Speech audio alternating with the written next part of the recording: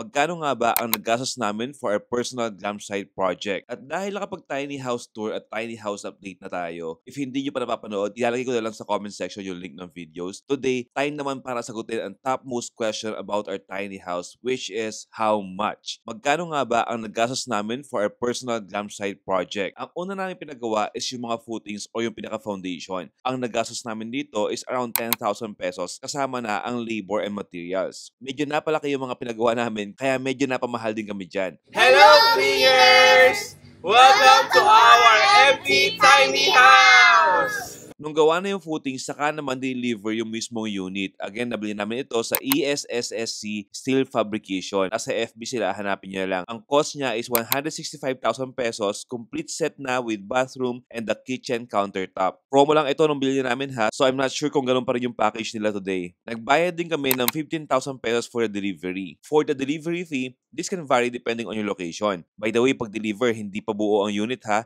hiwa-hiwalay pa kasi hindi naman talaga siya container house. It's a modern modular unit. Pero sila na rin ang mag-i-install ng unit. For the installation naman, ang cost is another 15,000 pesos. Next namin pinagawa is the septic tank at yung wall ng bathroom. Dito gumastos kami ng around 20,000 pesos for the materials and another 9,000 pesos for the labor cost. Pero kasama na rin itong mga pavements and other concrete works. Kaya ng part na to na nag-serve na rin as upuan dito sa labas ng tiny house. Tapos yung roofing ng CR at pati yung mga pipes na ginamit is around 3,850 pesos plus 1,000 pesos for the labor cost. At para mas maganda ang ating glam site, naglagay kami ng mga graba. Isang elf itong in-order namin which cost 4,400 pesos. Kami-kami na lang yung nag-ayos tsaka nagkalat ng graba so wala na yung kasamang labor cost. Pwede rin sanang ipasemento tong labas kaya lang naisip namin mas makakatipid kami sa graba tapos mas achieve pa yung glam site feels. Para sa hubong naman, nilagyan namin ng net pang salo ng mga dahon lalo nasa ilalim kami ng puno ng mangga. Nalimutan ko na yung size ng net pero dalawa yan at nasa around 1,000